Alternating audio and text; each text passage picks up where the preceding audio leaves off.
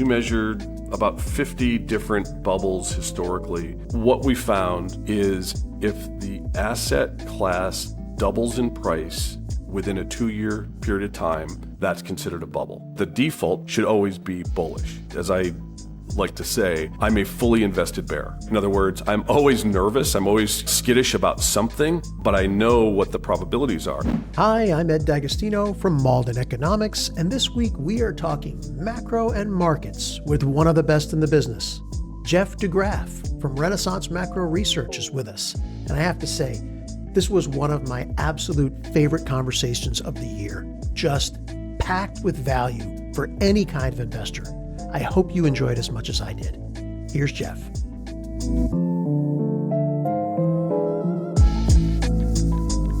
Jeff deGraaf, it's great to see you. Thank you so much for taking some time to join us today. Ed, thank you for having me. I have a colleague who was at Lehman, I think at the same time as you, Jared Dillian. He said to me that you're the best technical analyst in the world. Well, that's so no pressure. Yeah, great. Thanks, Jared. Well, tell him I said hi. I haven't talked to him in years, so I'd love to reconnect with him. Oh, okay. I would be happy to make that happen. I want to start, Jeff, by just digging into sort of your process and make sure we set the stage for the context of what we're going to talk about here. Because a lot of times you jump onto a YouTube finance video, right, and someone's talking about their ideas. You have no idea what their investment time horizon is or what their process is. So as a technical analyst, how do charts fit into your work? Is the chart the gospel, the Bible, or is it the start of a process? It's a great question. And I came to charts, I think how a lot of people come to charts, which is that was not my degree. I didn't go to school. I didn't go to chart school. I've got a degree in finance. I've got a CFA. So I, really came from the fundamental side of things. And frankly, I was just dismayed by the disconnect between, what quote unquote was supposed to happen and what was actually happening in the markets. And, who actually ended up being my mentor, and I worked with him, is a fabulous human being for one, and was a really great mentor, Steve Shobin at Merrill Lynch. I joined him at Lehman Brothers when he left, and the whole reason was he had this call at Merrill Lynch in I think it was the 2:15 call, and he just talked about charts, and it was an equity and option update, and I was on the analytical side, on the fundamental side. And I remember listening to him, and I'm just saying, son of a gun, this guy gets it more right, like looking at charts than, what's happening from the fundamental side. So what is going on here? And I picked up a couple books, and it just really resonated with me, which was, a lot like playing poker, if you will, right? It was about probabilities and making sure that those were in your favor. And I started just, more and more in the business, started saying, boy, I think you're better off listening to the market than you are telling the market what to do. And, I always felt like from a fundamental side, I was telling the market what it should be doing, and it couldn't care less what I thought, right? So, and I've just had a lot more success listening to the market. And then, frankly, I still have the fundamental bias. I still have more of a value bias. There are return on capital. All those things are important to me for sure. But I do listen to what the market's telling us, not only about individual stocks, but industries and countries and sectors, and then taking that and then applying it to where we are within the economic cycle and the likely path of rates and currencies and the like. This might be too simplistic of a question, but how about time frame? How does your work slot in? In a world where it's really hard to beat the index, right? How does charting and technical analysis fit in, and where do you find it gives you an edge in terms of time frame? It's a great question, and I think it varies depending on the practitioner. I know day traders that use it and use it successfully.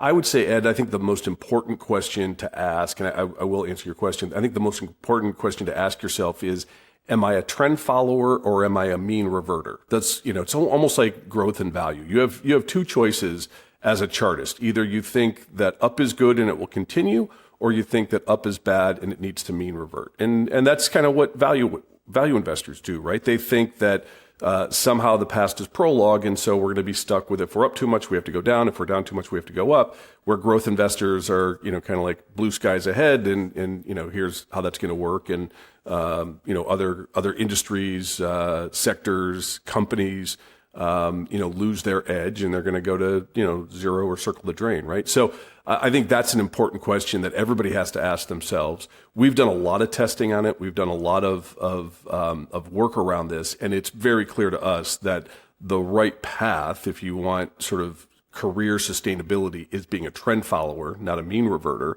But at the same time, we do use mean reverting systems because it's almost like, the Schrodinger cat, right? It can be both alive and dead at the same time. And so we will use trend following for kind of the intermediate term look, and then we'll use mean reversion for the very long-term look, or in fact, the very short-term look. So it's both. And I'll give you some real clear statistics. On a monthly basis, you'll find that if you were just to rank stocks in the S&P 500 on their returns over the last month, and you take the top 50% versus the bottom 50%, the bottom 50% are more likely to be in the top 50% the next month, right? The top 50% are more likely to be in the bottom 50% the next month, right? So there's that mean reverting tendency. Just on a month-to-month basis. Month-to-month basis, right? Now, it's not everyone, but it's if you were to say, hey, where are my probabilities? It works that way.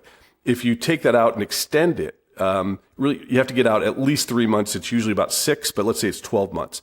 If you do that same exercise 12 months out, the top 50% are more likely to be in the top 50% for the next 12 months. The bottom 50% are likely to be in the bottom 50% for the next 12 months. So again, like Schrodinger's cat, it's both alive and dead at the same time, right? So we'll use mean reverting in the very short run because we know that there's some optionality there, but all within the context of where the trends are for the more intermediate term. And then once you get out basically 2 years, it all falls apart. Like there's not a lot of usage that I can say, hey, the last 12 months return is giving me some forward window. Once you get out 2 years, it's flip a coin and throw a dart at the board. It doesn't really make much difference. So our time frame, which is really a byproduct of what our clients are looking for, is usually in that 6 to 12 month window is how I think about it. So that's where we'll use moving averages that are say 65 days in length, 200 days in length, and that's basically how that plays out. What we did find in our work is that your time frame should be a reflection of the longest moving average that you use to identify trend, right? So if you're using a 200-day moving average, there are roughly 20 days in a month, trading days in a month. So that's a 10-month kind of holding period, and that works out pretty well. You could use, obviously 240-day moving average, which would be a year, but you kind of, you kind of want to keep your time frame of your longest moving average that you're using to identify trend as your typical holding period. I think I just learned more about technical analysis in the last 10 minutes than the last 2 years. That was great. Hopefully the past holds as we go forward. That's an important part of it too, right? Let's talk a little bit about sort of more specifics of your framework. You have a great chart. One of the first things that I was exposed to at RenMac was sort of the way you look at the market cycle. And you have this great chart where you plot inflation on one axis and growth on the other, and you follow returns based on sort of an ellipse on that chart. Can you talk a little bit about why you chose those two metrics? One of the things that we've done, it was really the primary reason for starting RenMac back in 2011, was we look at data. I mean, we're just kind of data junkies. It sounds nerdy, and it is, but we just kind of get into it. And I think one of the things, so we just look at economic data and say, I don't really care. I mean, this sounds flippant, and I don't mean it to be. I don't really care what the economy does. That's not my call, right? I mean, I care about what the market does. And a lot of people, I think, make this presumption, and it's just wrong, that the market and the economy are the same thing. And they're not. And so one of the things that we did is we took all the public economic data and just ran it through our statistical tests. And we've got different ways that we look at things. There's statistical significance, and then there is kind of like real world significance, right? So if I've got for example, if I've got a system that is right 65% of the time and the average return is better than the loss, that might not be statistically significant, but it's economically significant, right? So we make sure that we're blending those two and always looking at it. But we've just basically ran all the data that comes out from the BLS and, whatever the government, when they're open, whatever they have, and they give to us. And we ran it through sectors and stocks and currencies and styles and everything else.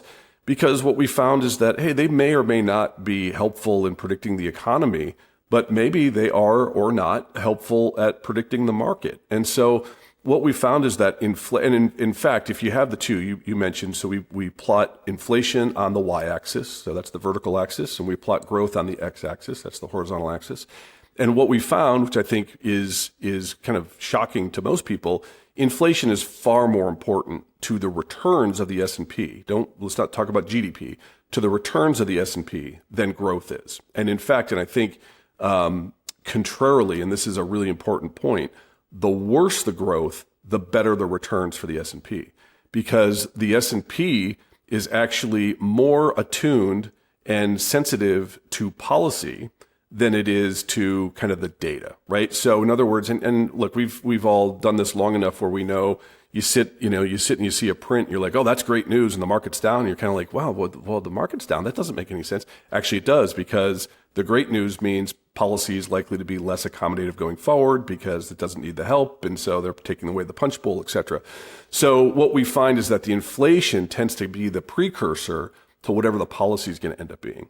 And so that distinction, that juxtaposition between where inflation is and where growth is, while it's helpful for the economy or the economic call, it's far more influential to the S&P call. And then we tease out of that what sectors do well. We tease out of that is it cyclicals versus defensives, what happens to bonds, right? Because we can also make that call. So it's a big part of our asset allocation process, where we say, hey, we know historically what should be happening here. And then we'll use the technicals as a basically position sizing. Okay, are the technicals aligning with quote unquote what history is telling us should happen? Because then we'll make obviously a bigger bet, if you will. We'll have a more confident position, and we'll skew things in that regard. But I think if anything, and what I like about it, it's a quantitative way that we can see kind of what happens to the S&P, and as much of that being important,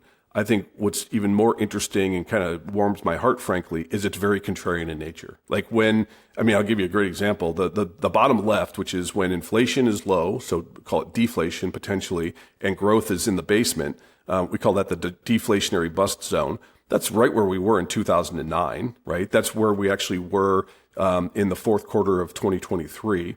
And so the deflationary bust zone, and I guarantee you're reading the Wall Street Journal and you're not thinking, man, how do I get more exposure to equities? You're kind of thinking, geez, is this business right for me? Maybe I should go be a school teacher or something, right? So, but those are statistically meaningful changes in the S&P when we're in those zones. And so, that just kind of gives us the confidence of the history, what the history tells us. And I think if you really peel back the onion and you start looking at it, boy, that's a lot about policy. And the policymakers are going to end up having, at some point, an influence on the equity markets, either positive or negative. And it gives us an idea as to where they are. Right now, in fact, we update it every month. So we just updated at the beginning of this month. And it's in the left zone. So the left zone would say that growth is slow. And I think you can see that in some of the PMI data.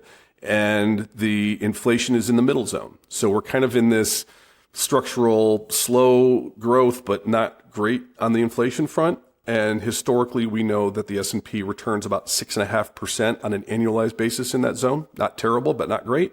And so it's a choppy market. It's a fickle market. It's one that, does not tend to have a lot of breadth to it, which is what we're seeing right now. It tends to favor, interestingly enough, discretionary, because it tends to lead the idea that the policymakers are going to come to the rescue. So, we're keeping a very close eye on discretionary, and that's still a mixed picture here.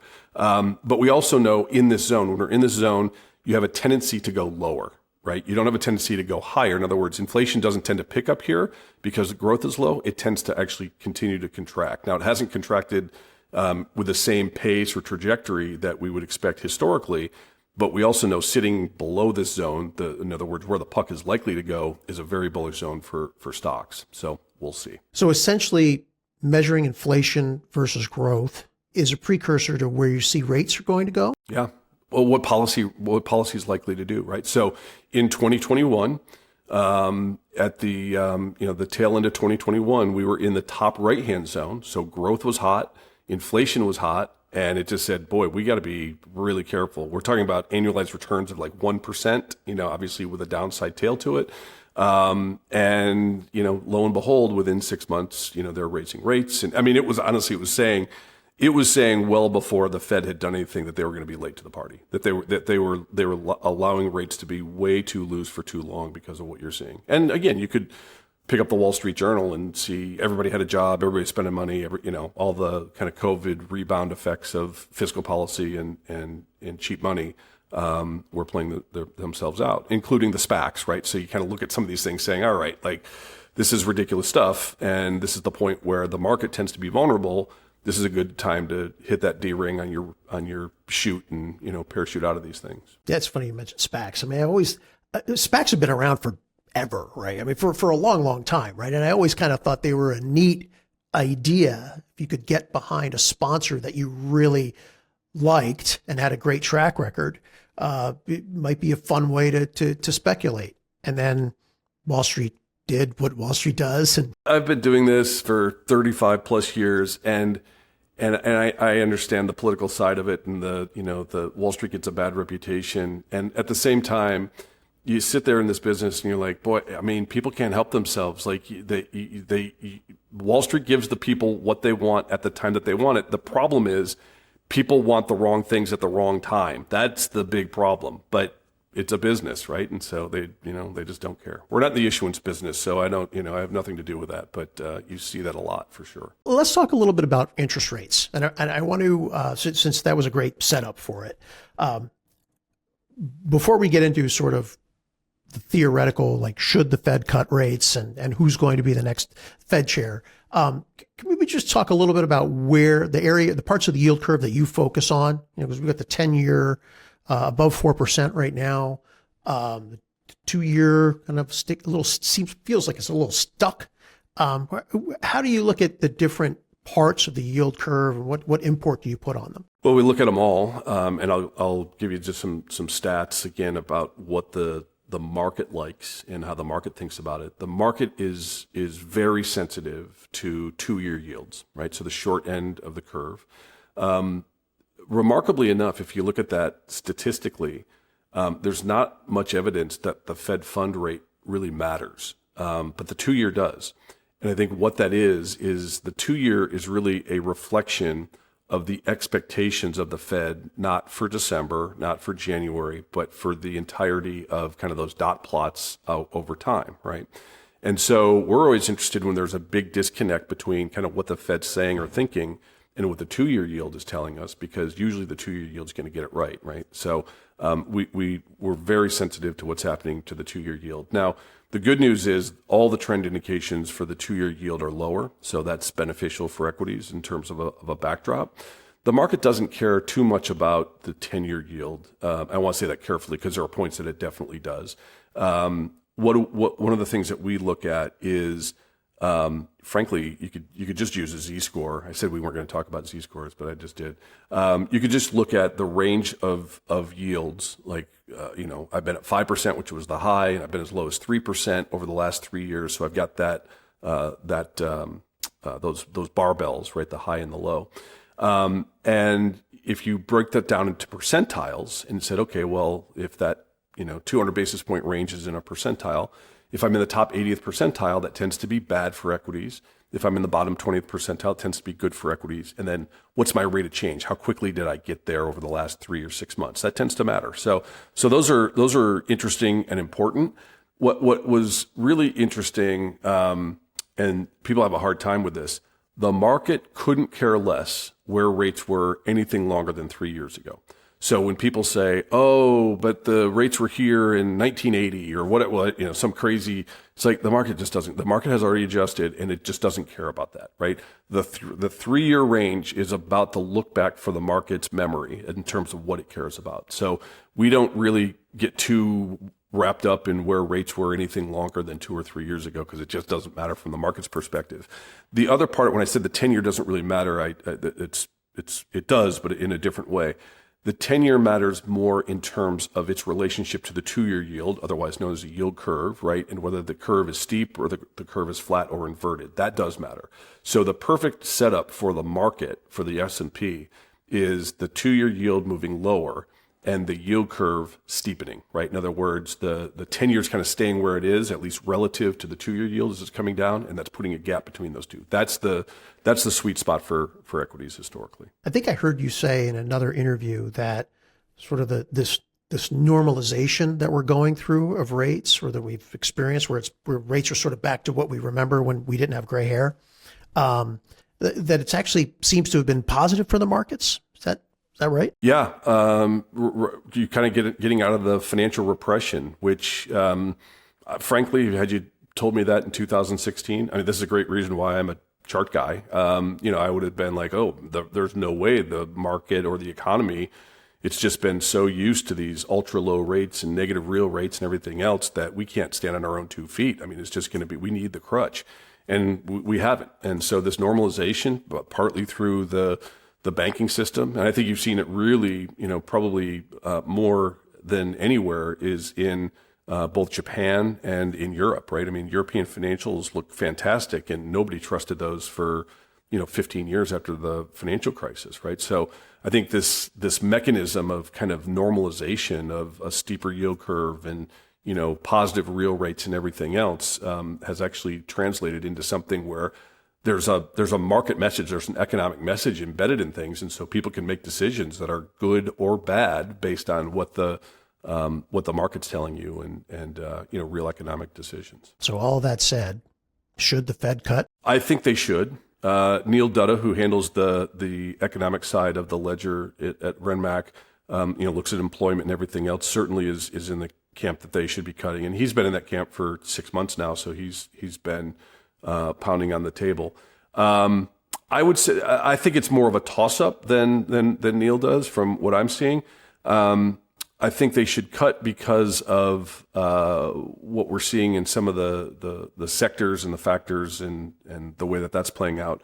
But at the same time, when I look at things like the spread between say double B and triple B credits, right? So you're kind of taking the Fed or you're taking the Treasury out of it. Credit spreads are historically pretty tight. I mean, there's not a lot of evidence that there's much stress or strain in the system. Now, that doesn't mean there won't be, right? So, Neil's using the economic and particularly the employment side of the ledger to say, hey, this will be a problem because people are losing their jobs, and this is where things are likely to head, and housing and everything else. So I do think the Fed can cut, and I don't think it's going to be nearly as inflationary as what people are worried about. We'll see. But certainly it does appear that there's room, and the 2 years been telling you that as well. So I think I take my cues from that. As you mentioned that in 2016 you would have never guessed we would be where we are today, absent charts, with the interest rate going up the way it has. I think the same phenomenon happened with tariffs, right? I mean, earlier this year the market panicked a little bit, and I think in the economy, there was a lot of panic and some disruption related to tariffs. But as we sit here today, tariffs have gone from an average of 2% 2 years ago to, I think the latest I heard is about 10% now. It's a pretty big change and pretty quick. And yet it's kind of been absorbed. Is that how you see it? Do you see any further ripple effect from tariffs? I think it's going to be, yeah. I mean, sure, it's an ongoing process, right? I mean, that's the one thing with this administration. It's always hard to know exactly what's going to happen from day to day. I think one of the things, and we talked about it, in our podcast and internally, was there's just this notion of tariffs have to be absorbed, or the cost of tariffs have to go to the consumer hands down, point blank, that's it. That's the way it works. And that's just not necessarily true. Now, you can end up with it has everything to do with the elasticity of demand and supply, right? If I've got alternatives, then I'll go to alternatives. Now, it might not be the color I want, it might not be the quality I want, it might not be, a perfect fit, but there are alternatives that and those tend to get played out with substitutes and everything else. So to us, the tariff concerns were way too one-dimensional. And, the economy and consumer choices is a pretty complicated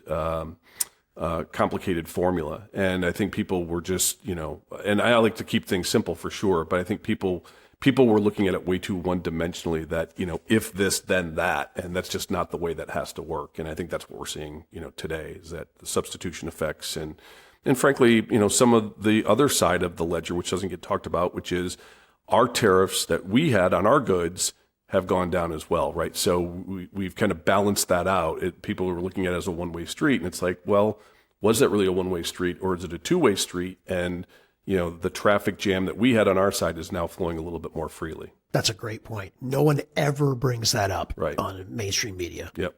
Never hear that. Right. I want to get to the markets with you, but one last question, and this might be a little bit more of a Neil Dutta question, but this concept of a K-shaped economy, where you've got a certain cohort that's doing incredibly well, obviously the wealthy cohort, and then you've got sort of everyone else, right?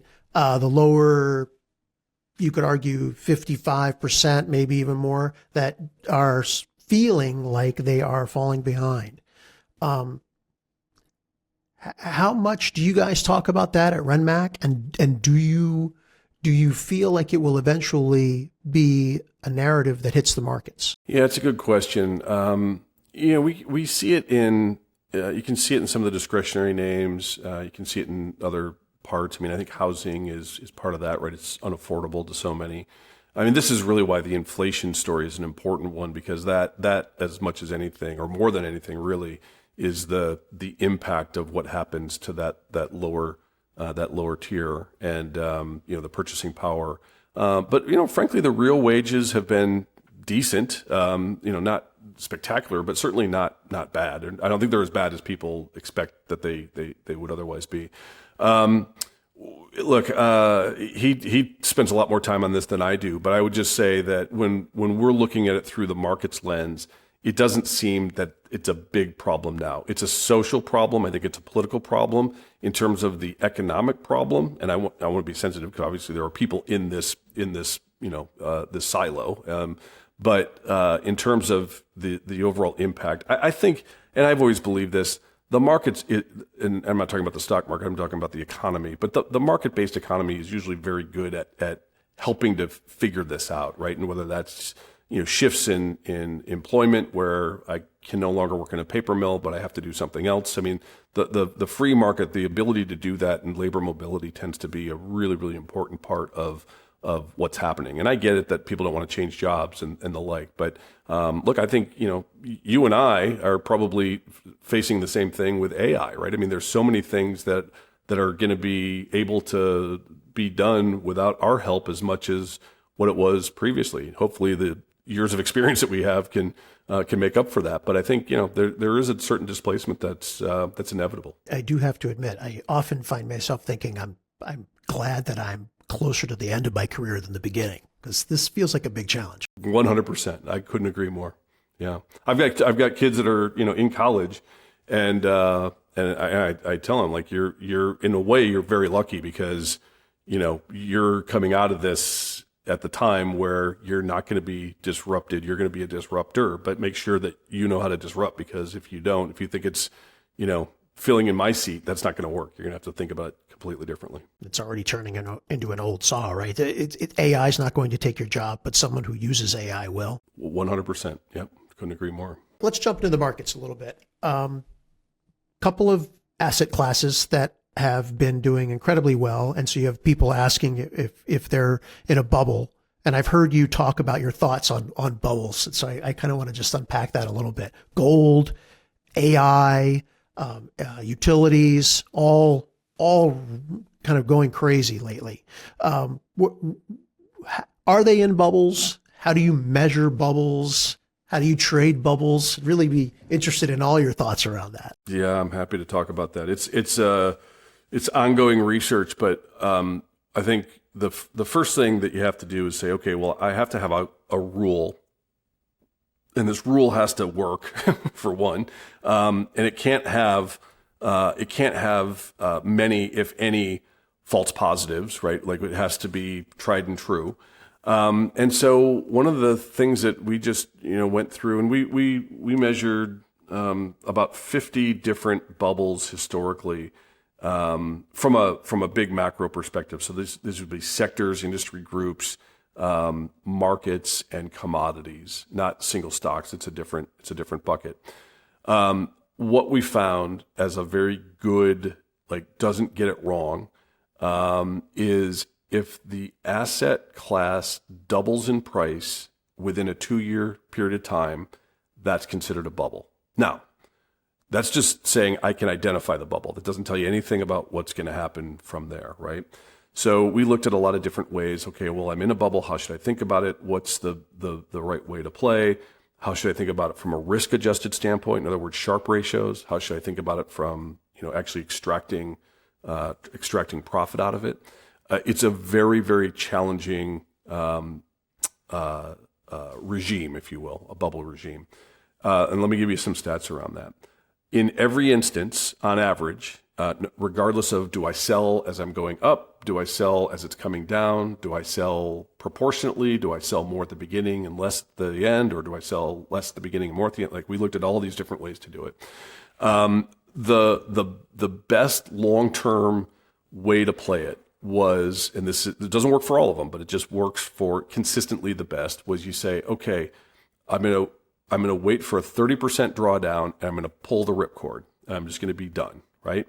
And if it goes back and makes another new high, I'll take half of what I took out and I'll reinvest it, right? Because it might go higher and I don't want to do it at the very end. So the NASDAQ did this in 1997.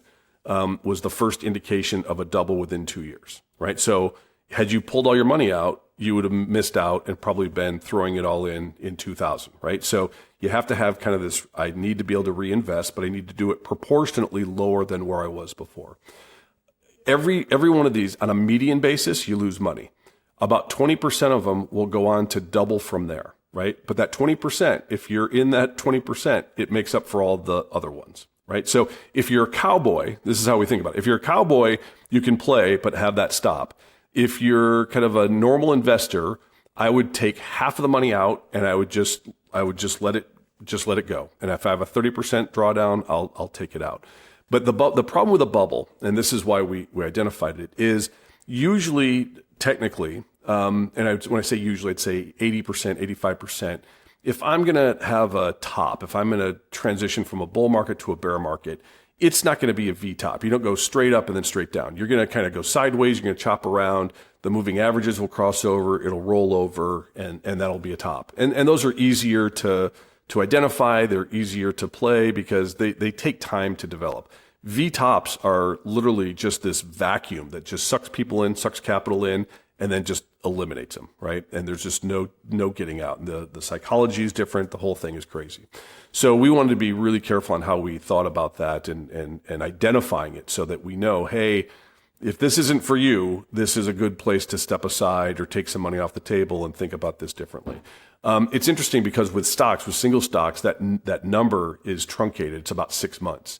So if you double within 6 months, that's kind of your double, your bubble zone. And again, very, very dangerous. We use like a 20% drawdown. That's kind of how we think about it. But just know that when you're in those zones, the probability of having a 50% drawdown is well over 60%. It's about 65%. So if we identify it as a bubble, I can say to you, hey, Ed, there's a 65% chance that you're going to have a 50% drawdown. So just be ready for that. And most people, when they hear that, say, okay, I'll take some chips off the table and, sit on my hands. And that's really what we're trying to do, is just make people understand the probabilities, because the emotional toll is these things are so seductive, that you want to be really, really careful with them. Right. So, we identified gold as a bubble about a month and a half ago because it doubled. And it promptly corrected right, I think, of the week that we said, hey, it's in bubble territory. It promptly corrected and consolidated, but it didn't draw down 30%. So it just says, hey, this is still kind of in that zone. Just be aware that you're in a frothy condition that you want to be careful of. The NASDAQ actually has to get to about 36,000 to be officially in a bubble. So it's got a long way to go to officially be in a bubble. There's some stocks that certainly feel stretched to us. If we look at one of the ways that we measure the market, or again, this is a little bit more fundamental, but we look at what's the proportion of, say, semiconductors in market cap to the entire market cap of the market, right? So I've got the entire market and I've got semiconductors. We'll look at that percentage, and then we'll compare the revenue of semiconductors, right? So all the sales of semiconductor firms to the entire revenue of the market, and look at that differential, right?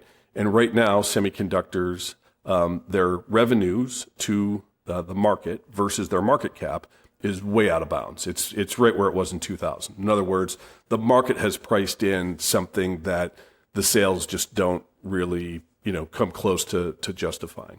On the other side of the ledger, healthcare looks very, very cheap. What you're seeing from a revenue standpoint versus the market cap that is represented by healthcare in the market is actually pretty attractive. So, it's again, that mean reversion. That's the kind of long-term way to think about it, and then within those trends. But as we see these trends emerge in healthcare, we definitely want to be buyers of those because they look like they have a long, long runway. So some of these life science names, a lot of the biotech names, interestingly enough, not a lot of the U.S. pharma names, a lot of the European pharma names look good. So it's more of a mixed bag, but certainly this is not the point to be sitting on your hands as healthcare breaks out and saying, it's just another healthcare stock and they haven't done anything for years, so I'm not going to play them. That's actually the kind of thinking that we like to hear, because you tend to have at the beginning of long advances what we call the incredulous advance. Nobody believes it. Nobody cares. They just don't, it's just not exciting. And that's where a lot of those healthcare names are right here. Feels like gold miners were sort of in that camp, like the beginning of the year. We're starting to go up and nobody believed it. Silver looks better than gold, believe it or not. But look at aluminum. Look at copper.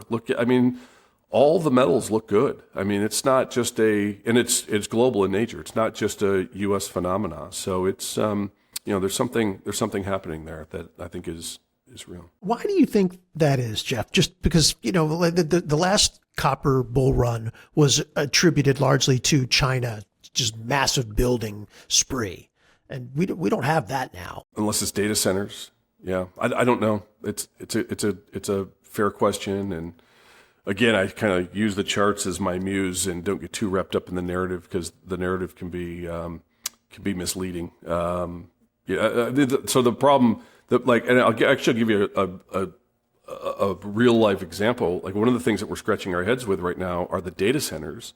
They do not look good, right? And everybody's talking about how the data centers are the picks and shovels of the gold mine or the gold rush, right? And we're like looking at those saying, well, if that's the case, then there's a bigger problem out there. So the reason that we do what we do is because if I was just building into that narrative of course the data centers are going to be great, and so I'm going to own them, and they're going down, and I'm thinking the market's dumb, it doesn't get it. Maybe I don't get it, right? And so I try just not to get too wedded in the narrative, just for my own safety. With that in mind, any words for people at the end, very tail end of the year and heading into 2026 for investors specifically? For one, from a seasonal standpoint, December tends to be a decent month. So I think that's important to keep in the back of your mind. And I look at seasonality just like a blackjack player does, right? If you have a 17, you really don't want to be, taking a card. The chances of you hitting a 4 or better is very, very low. So if you play seasonality, you have to play it the same way every time, right? So we just generally tend to have a bias of being more long as we get into December. Where we are in that market cycle clock, and knowing where the puck historically goes, I think that's setting up decently for 2026. There's always going to be a wrinkle, and I do think the wrinkle will be we're probably going to have some reality check with AI, and things are going to start to, to provide oversold conditions and, better places to be a buyer. I'll talk real briefly about the difference between a momentum market and a trend market, because I do think that that's important. A trend market is the path of least resistance. It's kind of like if you spill, water on a table, at some point it's going to find the path of least resistance and go onto the floor. That's what trend markets do. There's nothing urgent about them. You can, kind of play them at your own pace. You don't have to, you don't have to be a price taker. You can be a price seeker. In other words, I don't have to buy, today's price. I can probably put a order in 3 or 5% below and get a better price on it. There's just not a lot of urgency. In a momentum market, and we were in a momentum market in April and May of this year, those are where you have to be a price taker. In fact, the risk is that you're not a price taker and you're trying to be a price seeker. In other words, I'm trying to get a better price, and the market just gets away from you, right? So we're not in that type of environment today. I'd like to be in that type of environment because they have a long shelf life to them. But as we're looking at it right now, it's like, look, I think things are decent. We're going to look for oversold conditions. We're going to look at rotating out of certain things that are extended and looking at things that are just emerging, like healthcare. And I think that's as we think about the playbook for 2026, that's how we're thinking about it. I think the market's in a decent spot. The equal weight market is doing well, which we tend to look at because it's a little bit more broad and doesn't have the same weighting of the mega cap names. But I'm okay with the market. I'm not jumping up and down and euphoric, but I think we're in a decent spot and probably going to a better spot, which is good news as these rates come in. How should an investor who's nervous, right? Because in financial research, the bias, I would argue, is usually bearish, right? Like the bearish argument always sounds so smart, right? And but how do you look at a market right now in terms of, I'm going to be invested for the next 5 or 10 years? Should you be scared? Like, people spend so much time trying to avoid the next great financial crisis, and I think a lot of the investors have missed out on huge gains because of that. Just like a coin flip, right? If you think about the market in any given year, the market is up about 62% of the time, right? So if I had a quarter that was tilted in my advantage 62% of the time, or you knew that, maybe I don't even know it, but I'm flipping it and you know it, you're going to, you're going to play that game as much as you possibly can, right? Until I figure out that there's something wrong with that quarter, right? And I think one of the problems that the average investor has, and this is true for the professional too, so it's not even fair to say the average investor, but is they do not look at how high a bar it is to be bearish, right? Like the bar to be bearish, to be convinced that it's bearish, I think is an easy default mechanism. But the default, because of that 61%, 62% number, should always be bullish, right? So as I like to say, I'm a fully invested bear, right? In other words, I'm always nervous. I'm always, skittish about something, but I know what the probabilities are. And so, if you say, oh, well, look, I missed that bear market, that 20% drawdown, that was great. Well, that is great, but did you get in? Right? Because if you missed the bear, but you didn't take advantage of the bull, you're much better off just being in the bull and waiting the bear out. Now, I'm a big believer in asset allocation because I do think that what that does is it helps to minimize that problem as long as you do what you're supposed to do, which is you have to rebalance that allocation, right? So if my 60-40 equity exposure gets tilted because of a bear market, right? Now I end up at 50-50. Well, what you're supposed to do is you're supposed to sell your 10% down of the bonds, right, to get it back to 40 and reinvest that into equities at the right time, right? So that's what you're supposed to be doing with that. A lot of people won't do that. And so having that cadence ends up being a really, really important part of the strategy because it by definition will get you moving into the right asset at the right time, not at the wrong time. And so I think that's a really, really important part of that lesson, which is have a decent allocation. We tend to be a little bit more aggressive than 60-40 because of that skew.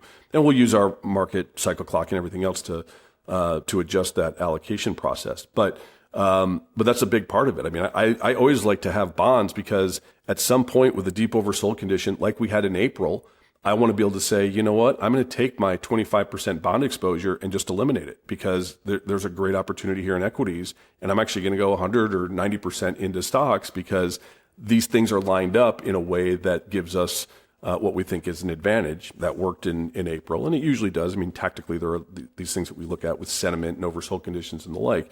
But it's always important to be able to have some of that powder to be able to then move those chips around as you see fit. Jeff, you have a great podcast called Off Script, RenMac Off Script.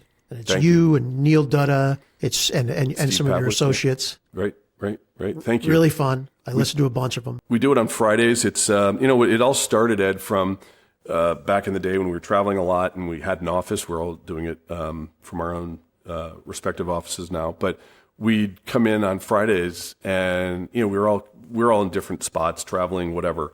And it was just to make sure we didn't have any blind spots, right? So, hey, Neil, what are you seeing in the economy? Here's what I'm seeing in the market. Steve's, what's going on in DC? We took an hour and we'd go in the conference room and just eat our, egg sandwiches and talk a little bit about what's going on. And one of the sales guys came in one day and said, hey, you guys should record this. This is just kind of, and I'm like, all right, why not? So, we kept the same format and we do it in a podcast now and we do it on Zoom and just kind of talk about what we're seeing and what's going on. But I appreciate that. Thank you. It's on YouTube and Spotify and RenMac Off Script. Where else can people learn more about Renaissance Macro? Because I just can't say enough. I'm a big fan of what you and Neil Dutta do. And this podcast, I think, was super interesting and helpful. It's going to be really helpful for people. Well, thank you for having us. Sure. RenMac Access. So www, I think old people say that now, .renmacaccess.com. That is a good way to get our work. We do have a free newsletter that goes out on Fridays just as a kind of main points, and you can get that on our Twitter feed or X feed, and it's in the comment section of RenMac Off Script, which is on Spotify, Apple, and then YouTube as well. But thank you, Ed. I appreciate that. Sometimes when you're doing these things, you're like, hey, is anybody listening? Is there, are we just doing this for ourselves? Like, what's going on here? But no, I know the feeling. Yeah, right. I'll have links to all of your sites and your podcasts in our description below, as well as in our email fulfillment. Jeff, that was a ton of fun. Thank you so much for your time. I really appreciate it. Ed, thank you so much. And I know that we're almost neighbors, so we'll have to get together for a beer or a coffee or something in between. Count me in. I would love that. Excellent. Thank you. There are links to RenMac's website and their podcast in the description. Thank you so much for your support. And if you haven't noticed, we are so close to 60,000 subscribers on this channel. So if you haven't subscribed yet, I hope you'll consider doing so now. You'll be in great company.